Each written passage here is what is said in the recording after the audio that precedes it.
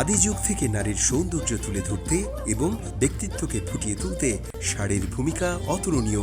আমাদের দেশীয় ঐতিহ্য, সংস্কৃতি আর নিজস্বতার ধারক এই শাড়ির গুরুত্ব তুলে ধরতে এবার জার্মানির রাজধানী বার্লিনে প্রথমবারের মতো অনুষ্ঠিত হলো শাড়ি দিবস।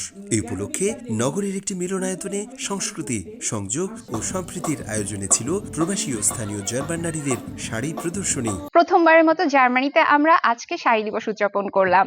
সকলের সহযোগিতা এবং অনুপ্রেরণায় প্রোগ্রামটি যথেষ্ট সাকসেসফুল হয়েছে। আশা করি সামনের বছরগুলোতেও আমরা এভাবে উদযাপন করতে পারবো। আয়োজনে প্রবাসী নারীদের পাশাপাশি পুরুষদেরও ব্যাপক উপস্থিতি লক্ষ্য করা যায়। মিলনায়তনের বাইরে বসে গ্রাম বাংলার ঐতিহ্যবাহী মেলা। বেশ কয়েকজন নারী উদ্যোক্তার স্টলে দেশীয় নানা সুস্বাদু খাবারের পাশাপাশি ছিল শাড়ি, সালোয়ার কামিজ সহ নারীদের গহনার বিপুল সমারোহ। বাংলার শাড়ি মেলাতে সবাই উপস্থিত হয়েছি এবং সবাই খুব বেশি এনজয় করছে। অনেকদিন পর আমরা সব বাঙালিরা বাংলার একটা উৎসবের মতো আমেজ সৃষ্টি হয়েছে সবাই আসাতে। এখানে আমাদের আছে দেশীয় জামদানি, পাঞ্জাবি, আমাদের নকশি কাঁথা। তো এখানে আমাদের সামারে সবসময় আমরা এই প্রোগ্রামগুলোর জন্য ওয়েট করি।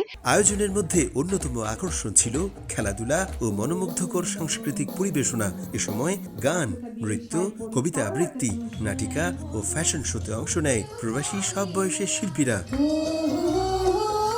অনুষ্ঠানে বার্লিন সহ আশেপাশের নানা প্রদেশ থেকে প্রবাসীরা অংশগ্রহণ করেন। প্রবাসী ও শাড়ির সৌন্দর্য তুলে ধরতে পেরে দারুণ উচ্ছ্বসিত ছিলেন প্রবাসী নারীরা।